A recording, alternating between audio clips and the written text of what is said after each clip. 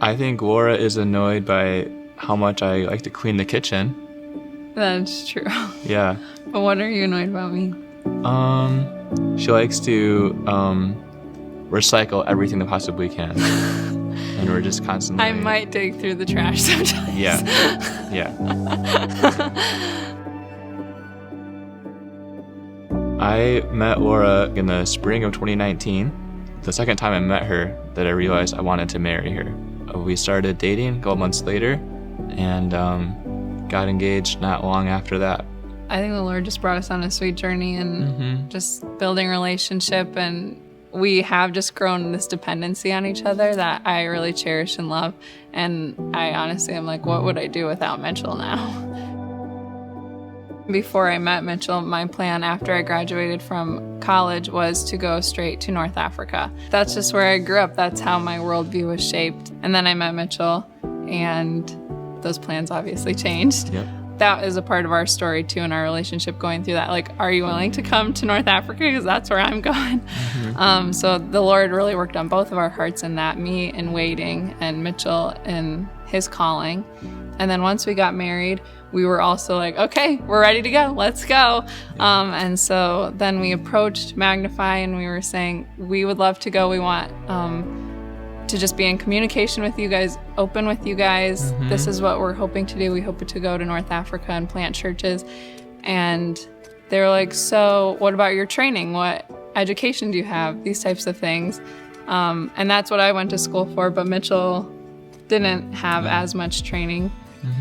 And that's what we're doing right now. We're getting training, and it's awesome. Yeah. I know that we are just vastly better prepared now to lead on the missions field in places where that no one knows the Lord, in places where it's 99.9% Islamic. We get to go there and be a light and hopefully shine much brighter than we would have if it were not for this training. And I couldn't imagine it going better than we have it right now. We feel so loved and so cared for.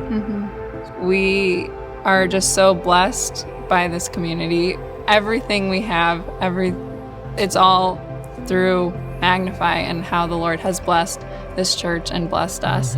Because the Lord has just used this church so much to bless where we are right now, and I can see how He will bless us in the future. So we are moving to North Africa to plant churches amongst an unreached people group. I want to see Jesus worshipped where He currently is not. And right now, where we're going, practically nobody knows the Lord. No one understands His free gift of salvation to them. And as a result of that, He isn't glorified there. And we want to go there to plant churches so that His name can be lifted up there. And we really do want to see all nations come to know Him and His name be praised in every language. I think the big thing too is just being able to come home to a place and feel like, oh yes, these people know us and they love us and they care for us. They understand our story, they understand what we're doing and why we're doing it. Like, we wouldn't have been on the mission field if it wasn't for Magnify. And the things that my parents have gotten to do, the people that they've gotten to reach. And I know that even when we would come back year after year, we were always welcomed, as Mitchell was saying. Like, that's what we want, to be welcomed back into this community. And I always felt that when we came here. And my mom always would say, like, that's where our home is at Magnify.